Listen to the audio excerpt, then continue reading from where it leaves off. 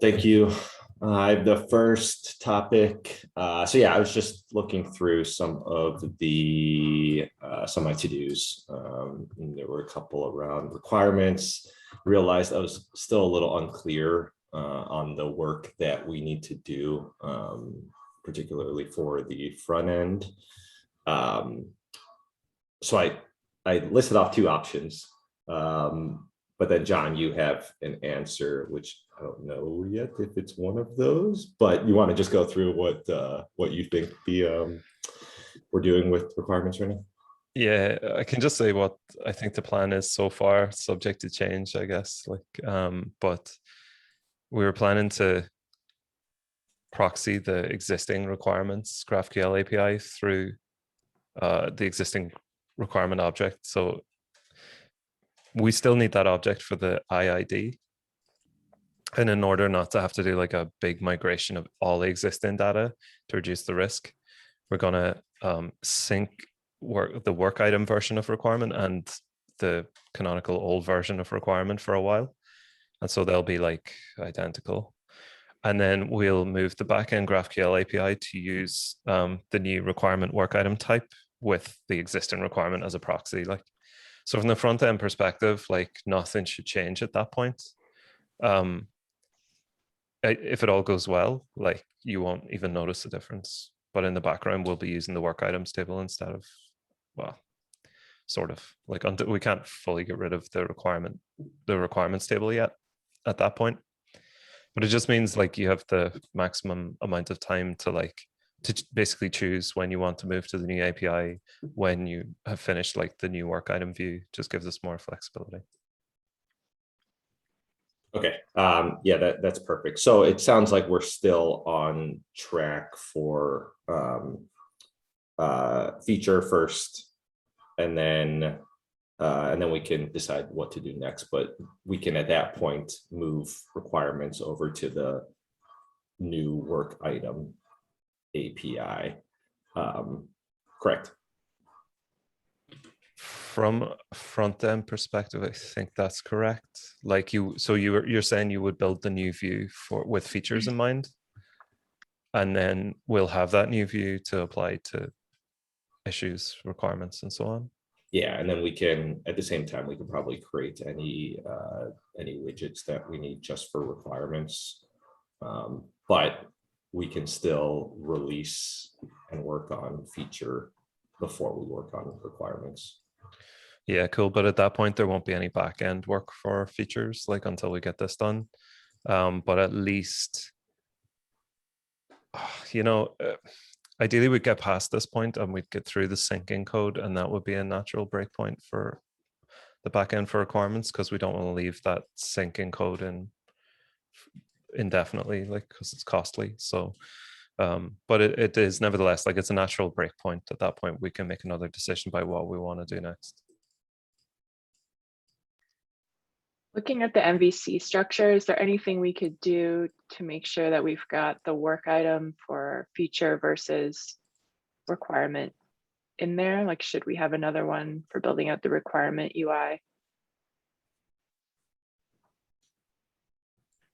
And leave MVC 1 as feature? Yeah, we should definitely create more issues around porting the requirements front end over to work items. I'll take on creating those. There's also the issue around removing requirements or removing issues from the old issue, removing issue widgets from the old issue view for requirements. That doesn't sound like it is going to be necessary anymore. So we can probably move forward with closing that out. Okay. And just to be clear too, let's think about when we can ship and which is blocking which. So if we can go forward and get features live before we complete the requirements work, let's make sure that it's evident there in the epic and that we're talking about it.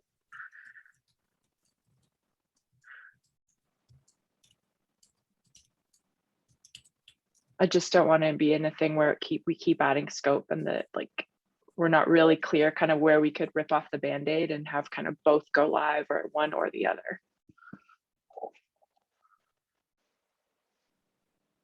I think there's only one additional requirement for parity with requirements like currently, and that's The that satisfies. yeah, satisfied state, which I don't know how much work that really is. Other than that, they're really just currently title and description. I think there's probably more work involved in restricting existing features like assignees and so on, labels and that, than there is in creating a new widget.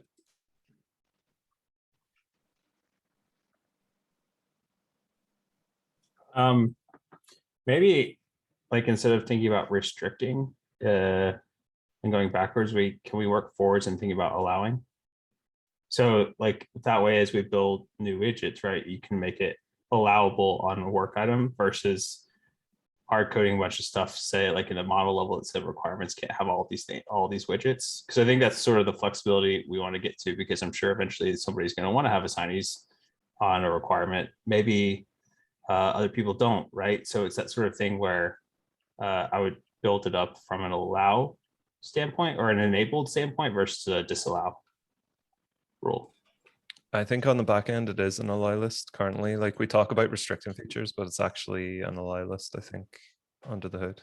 I could be wrong. The problem with the restricting is we need it because we want to keep this back and forth capability between the old requirement and the new work item, right? So this is why we're restricting stuff, because if you move a requirement to an issue or work item, add assignees, and then for any reason you need to move back, you cannot, you are now basically losing that functionality. So we need this allowance in the code so that we can complete the migration, basically close that old UI and whatnot. And then from now on, we can allow or do other stuff. So I think this is like, we do add a lot of the code just because we need to keep this functionality in sync for a short period of time, hopefully, but like, I think there is no other way to do it. So I think that's the main reason why we're doing it. Because if we were to like, okay, let's move everything, we don't care about the old stuff. If anything breaks, we just move on and do fixes or stuff like that. We deal with it, then we don't need to add a lot of these restrictions and syncing things and so on. But yeah, correct me if I'm getting it wrong.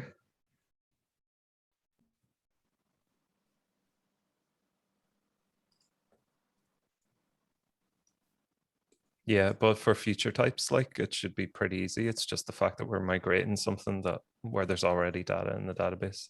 It's safer to, pardon me, it's safer to do it this way. But like in future, if we just want to add assignees to a work item, like it should be relatively straightforward for a brand new work item.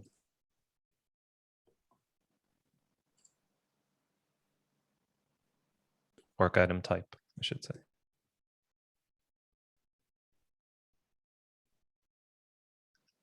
Just so I'm clear too, that the actual work item type called feature would need to exist as well. Does it already in the DB for the front end to start working on it? I don't think it needs to exist for the view to start being built, right, Donald? Or I don't know. Yeah, correct. No, Okay. it doesn't. That's just another thing we're going to mock.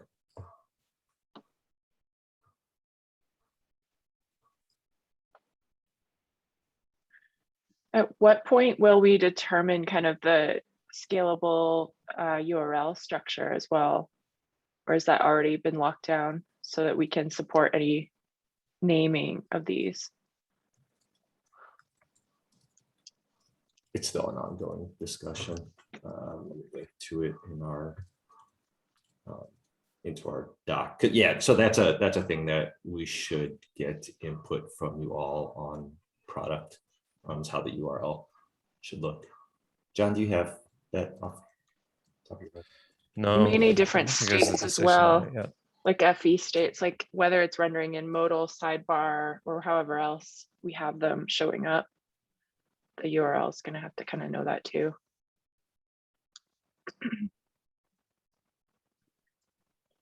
Yeah, we'll need to figure this out, like, because it affects our unique IDs as well, because they're enumerated by, like, they're only unique for the currently for the type of object you're working with. Like, it's possible to have an issue number one and an epic number one, right? So when they're all work item types and we're thinking about URLs, we'll also have to think about that, like how that's going to work. If we scope everything to work items, then those don't work. We'll have to add more scope to say it's a type of work item. Does the URL have to say it, or can we use, like, I think the easiest way is to use these generic URLs where you can access any type of work item through the same URL, basically. And once you land on the page, you kind of visually should see that it's one type or the other, because that will help with migrating one type to a different one and still keeping the old URLs working. Otherwise, yeah, otherwise we don't have a way to do it, to be totally fair. Like, if we had something like some sort of a document structure that we could have went through the database and replace everything and update, then it would have made some sense. But like, currently, as I see it, I think we should try and see how we can move off of specifying the type in the URL, or I think we may actually have to move off of IIDs, but I'm not exactly sure. No, you're right. We don't have to move off them, but we'll have to change references to all exist. So say we moved epics to be a work item type, we'd have to, they'll all have new IIDs. The existing epics will all have new IIDs, and we'll have to update all references currently in all Markdown in all locations to point to the new IID through the work item link. That's fine, actually, really, because although that's expensive, we wouldn't have to do it for the most expensive object, which is issues, because they are already in the work items table. Yeah, or we could use some sort of a redirect, like keep the epics table, all the epics table as a redirect endpoint to just keep backward compatibility with the old URLs. But then, yeah, probably will not happen. I was thinking that we may end up with two epics having the same IID. Probably not possible, just because epics is so much smaller than issues. Well, that's what we're doing with requirements. We're keeping the original requirement object really just for its IID. Yeah. So I'm not sure, Christine, if that answers your question, but I think we should lean towards not including the type in the URL, if that is acceptable. I think so. And I think if we have a unique number that doesn't change, that's probably better for customers if it's just the type changing, but the reference is the same. And then we did talk before about having like short codes like issue, ish, or like epic, either on the front or the back, that could get tagged on in the UI, just to like, you'd have like your feature name, or then the short code would be like FTR or something. So maybe those could be referenced just in the UI, but not necessarily in the URL, where it would be changing if they renamed that work item type. You'd mess up all the URLs. That's pretty much the same thing, right? Say we have epic column or something, and then you put an ID, not IID, but like a unique identifier. Then if that epic moves to a requirement or whatnot, in the page, you'll still have it saying epic number something, but it'll point to a requirement. So I don't know how we solve that. Well, the ID could stay the same, and then maybe we have something that goes and gets its type, so that could also update. Yeah. So basically, I think what we can do is, when you want to autocomplete, you do work item identifier, and then when it gets rendered, we can try and kind of get that information. I don't know how feasible that is, though, because that'll mean probably a database call to get the type of this work item and display it in the UI in a certain form. So that may be very expensive to do so, or Yeah, I don't know, actually. Maybe it's actually the same price as we pay right now because we parse everything through the Banzai, right? So I don't know, but it might be expensive. So one way to do it is probably use the same way to autocomplete, and when you render it, to try and identify the type and show it in a kind of unique type-ish way. Yeah, which we'll have to do on boards or roadmaps or anywhere where we have like multiple types together. So we will have to tackle that. Thank you for that. Gabe, you've got 4. Yeah, I'm just curious. I want to make sure that I'm not, or Kristen's not, preventing us from moving forward efficiently with work items, like including the requirements stuff that we talked about, the new UI front end. Like, what do you engineering and UX need from us product managers, or what can we do to help unblock things and move them forward? Like, are there specific tasks or actions or issue refinement or epic refinement, or just in general, how can we best help at this point?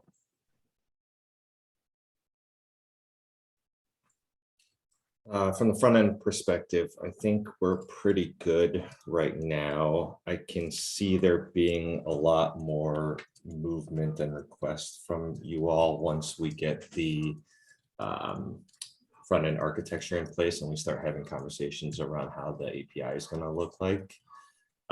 We just haven't gotten to a point where we're discussing essentially the GraphQL schema yet. That should happen fairly soon. And again, once that happens, I think then you'll get pulled in to a lot of questions. Yeah, sort of same here. Like, just be active on any questions, ask me or the person who's working on it for clarity if you don't understand what's being asked, and also keep the issues like top of the ready for development column. That's about it, really. Like, nothing pressing at the minute. We sort of have a plan and we're just working against it. I don't think there's anything that I necessarily need just yet. I did see your notes, Gabe, about the test report widget. So do we need to factor that into the UI for requirements becoming work items? As well as yeah, yes. Sorry, Gabe. Yeah, we do. And I think it's just, go ahead. From a documentation standpoint, should I create a new issue specifically for the design of requirements as a work item, since there are some unique like UI elements related to this particular type of item? Just to be clear though, that wouldn't be a blocker for an MVC, since today requirements don't have that, right? That would be basically value add after. That's a good point. Well, I think the problem, and John, you can correct me if I'm wrong, once we do move requirements over to the work items table and use that, won't we have to then use the, what is right now the issue view? And if we have to use the issue view, that means we have to go through the front end and do a bunch of changes to hide a bunch of stuff, right? No, not necessarily, because the issue view current, like things like the issue list work don't work through API calls. So requirements won't accidentally show up in issue views if we do the backend work to automatically filter them out. On the other hand, the requirements view itself is like relatively new and uses GraphQL exclusively, I believe. So for us, like as long as we mask that, right? Like as long as we mask the existing API to use work items in the background instead of the requirements table, there should be no difference. It's not great, like, but it is like a natural breakpoint in the work that we can aim for. Like it's not the final state. The final state is having the full, brand new view. It uses like the work items, the view work uses the work items table and the new API and everything, but this is like a natural breakpoint that we can aim for. Like that's relatively risk-free at that point. Cool. So, So I think, sorry, real quick, Gabe, I think that's where the confusion is. So we'll never be at a point then where requirements is using the current issue view, correct?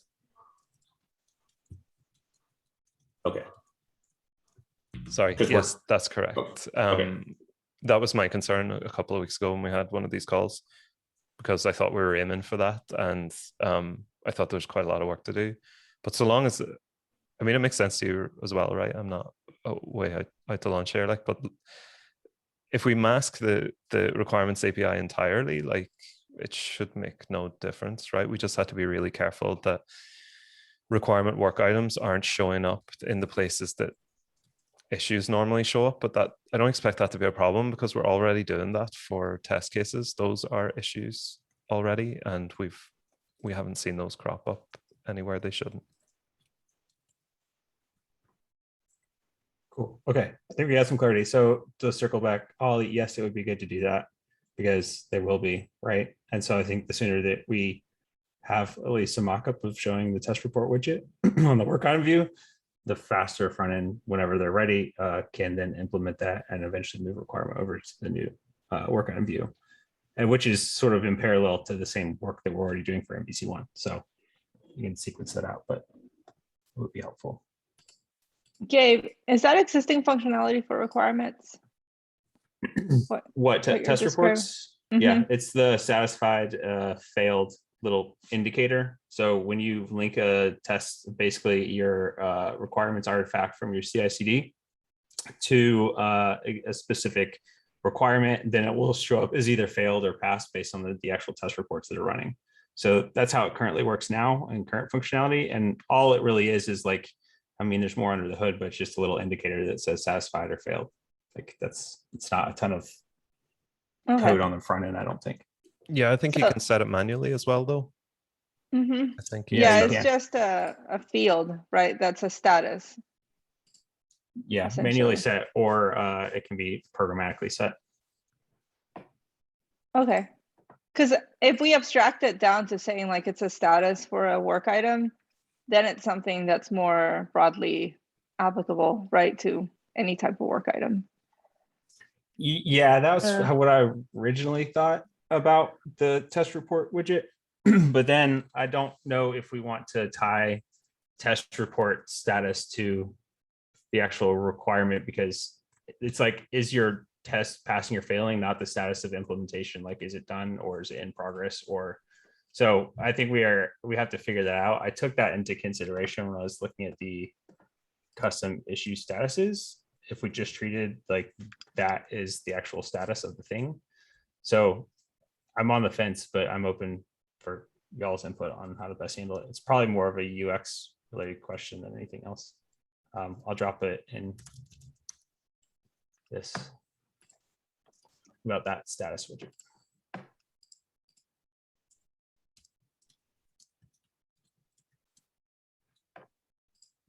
There will probably be some backend work needed if we do add different statuses for different work items.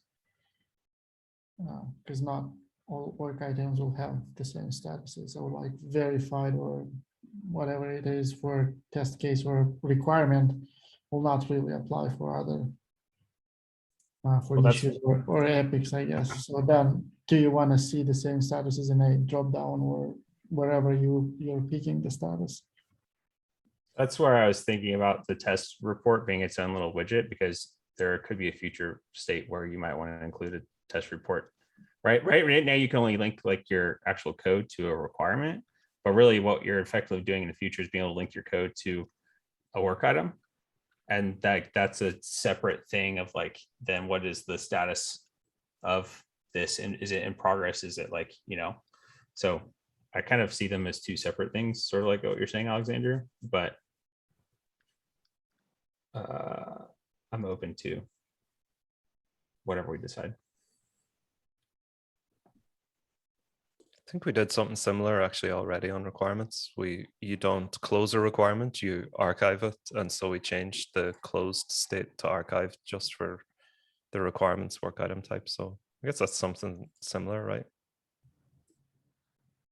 Yeah, that'll get confusing at scale though. If you have a bunch of things that are all different, like a bunch of values that are all different depending on the type, I think it might be confusing. And it's okay as long as you can fit all of the statuses into two values, like open and close and hide and open and stuff like that. But once you you have to have more statuses, then it gets trickier. So that's where we'll need probably to extract the status into a separate table on the backend or something along those lines. I don't exactly know So is it, Change I'm health sorry. status to status, maybe, and then no, like so Uh, generalize health status as just status, and then that. Yeah, I That's don't- that's different too. I think at health it would be its own widget, and status is a different thing. Like status we want for work items so that you can report more effectively on like lead time, cycle time, inactive time, and things like that, without doing a bunch of extra configuration, and then eventually generate sort of like workflows. If you think about the value stream analytics reports where you set up your stages, and boards where you set up your list for your different workflow steps, it's a similar type thing where status is like kind of the core for that. And I don't think like you would want to measure the workflow of through different things, like the status as it goes through workflow. And that's sort of different than like health, right? Like you could be in progress and it could still be needs attention because it might not finish, sort of thing. So that's where I kind of view like health as its own widget, test reports as its own widget, and then status is like its thing that all statuses apply to all work items potentially, right? And that way, like you have sort of consistent behavior across work items with the widgets that you do have enabled, and not a bunch of like, because it'll be like a ton of cognitive overhead to like remember what status can I apply to this thing, and like, and then when you want to view them all on a board and you have like lists for different things, like it would be nearly impossible to like you have a bunch of lists that have statuses that are only applicable to like one work item type, which would be sort of confusing too. I see the concern there, but I kind of feel the opposite, where I'm a little concerned that having the same statuses applied across different object types would create confusion, just because there may be an expectation that the meaning is different because the object is different. So that's something I would want to explore. But for MVC, for requirements, do we need to consider a custom status or a status that is unique to an issue type? We just need to decide if we're going to call it a status or if we're going to call it like test report, you know, like, or because that's basically how you're doing is you're not saying like is the thing in progress, is somebody working on it, is it passing or not, right? And that's directly related to the code itself, not a workflow or anything else. So I think we need to just decide like, are we going to create it like test report widget, or are we going to actually convert what is the test report now to a status? And I think that is a lot more messy. That would be more confusing, probably, I would think, for Epic users if they thought they could add a status column. That sounds generic, but if it were a test report column, it would probably a no-go. So just thinking of applying it to features, I don't think it would make sense there. Y'all aren't using test report and test case interchangeably, right? No, a test report is literally the output from the code level. So like there's a feature in merge requests where you can go look at your pipelines and you can look at your test report output if like basically set it up to spit out your test report files, and then you can actually view them in the UI. Like the test report widget on like a test case, and then maybe there'd be a few of the test reports per test case or something like that. Like if they had a few scenarios. Yeah, that's sort of how I would envision it. Same with requirements, where you like every time it runs, it like I think it saves an entry for a test report. So if you showed that like test report widget, like well, let's say you have a bunch of different tests or test reports that are tied to a single requirement, then you could show each of those broken down, right? Instead of just one global, like here's the overall status of all of the tests that apply to this one requirement, which is what we're doing now. So it sounds like this is something to action on, is opening up an issue to have conversation around test reports and how we want to treat them. So I will take that on as an action item and we can collaborate async if that's good with y'all. Sounds good. That's good. Thank you. Cool. Bye, everyone. Thanks. Bye. See ya.